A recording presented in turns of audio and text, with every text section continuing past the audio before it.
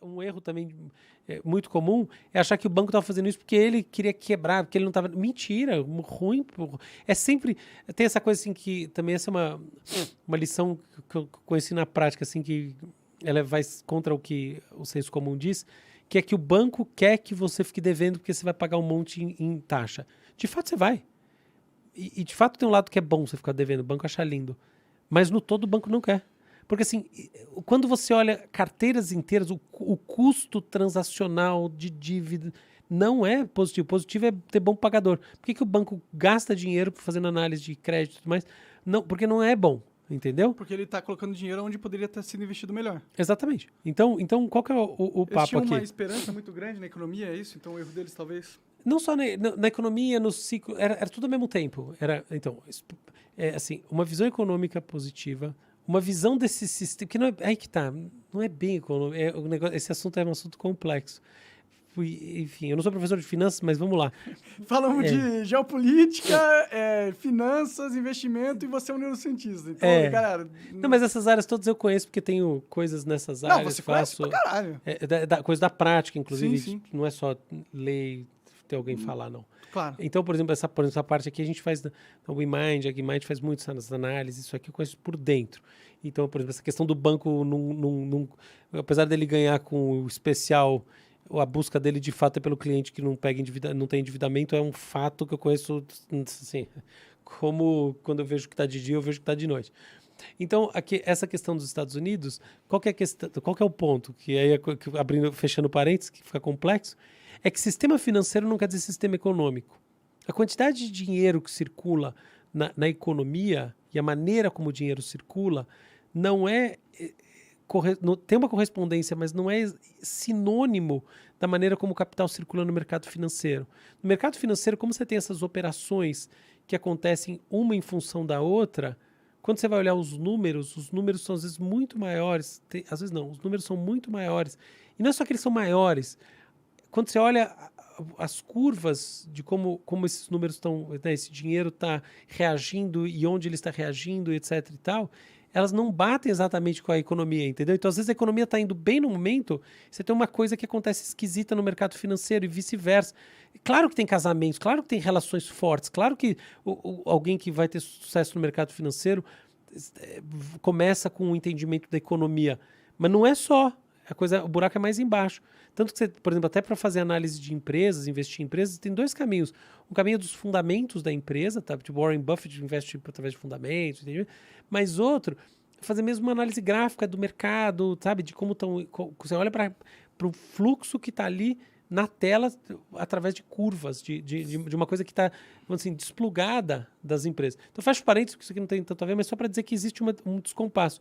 Então, a crença mais forte não era exatamente na economia, ainda que ela seja verdadeira, ela seja a base de tudo, mas é a crença no próprio mercado financeiro. Entendi. Entendeu? Porque o mercado financeiro americano, a gente tem que pensar o seguinte, ele é um mercado, a gente volta daquela discussão que o Bretton Woods, tá? Os Estados Unidos têm a moeda de reserva do mundo e isso na prática tem efeitos muito grandes, porque assim, é muito seguro o dinheiro americano. Então, por exemplo, chineses e outros países, outras pessoas, entidades, o governo chinês e muitas outras entidades compram muito título americano, investe nos Estados Unidos. Então pensa o seguinte, se eu tenho dinheiro estrangeiro chegando a rodo nos Estados Unidos, e até eu posso dizer assim, se eu tenho o dólar como uma moeda atraente para esse dinheiro nos Estados Unidos, comprar título, o que eu também tenho na prática? Eu tenho dinheiro entrando nesses próprios bancos. Uhum. Então, a capacidade de pagamento de um banco, ela também aumenta conforme o dinheiro entra. Então, não é um sistema fechado dentro da economia americana. Assim, várias vezes eu vi gente falando, sabe assim, essa visão, economistas, professor de economia, que a economia americana, 2008...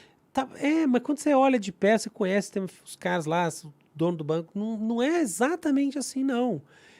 Tem muito é muito conectado com o resto, global, né? É global e assim tem essa relação forte com a economia, mas não é exatamente, não é um sinônimo, tá? Então, essas lógicas financeiras, o mercado financeiro americano naquele momento, que era um mercado muito mais desregulado do que depois de 2008, tá? Então a gente está falando assim, 2006, 2007, um mercado com menos regulação, uma série de operações baseadas não só na saúde da economia americana e na saúde da economia mundial, mas nas premissas, ou melhor, nas teses que emergem dessas premissas dentro do mercado financeiro, que são teses não quer dizer assim, pontos de vista muito específicos de funcionamento, de como os títulos do governo americano estão funcionando, onde vale a pena se investir, porque, por exemplo, assim, se os juros, pensa uma coisa, a taxa de juros está bem baixinha, tá? Se a taxa de juros está bem baixinha, você vai comprar um título do governo, ele vai te render muito pouco. Então não vale a pena você comprar um título, é melhor você investir no outro negócio. Aí se eu subo a taxa de juros, aí vale a pena comprar o título. Se eu compro o título, eu entro com menos dinheiro na economia. As pessoas têm menos dinheiro, como elas têm menos dinheiro, elas vão ter menos crédito, e é por isso que baixa a inflação. Então quando eu mexo nos juros, eu mexo diretamente no apetite pelos títulos, e eu mexo no funcionamento dessa relação entre economia e finanças de uma maneira forte.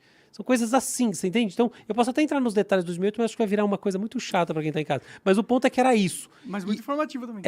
E isso, eu acho que é verdade. Mas só nesse ponto, assim, de entender que assim, havia uma crença financeira que é diferente de uma crença econômica, eu acho que isso vale a pena a gente ter em mente, muito forte, mas ela começou a ser, e ela foi abalada de maneira muito rápida, e aí basicamente as pessoas começaram a perder suas casas, e o movimento social que isso trouxe também foi muito grande, e esse processo como um todo gerou uma transformação aí no funcionamento desses mercados como um todo.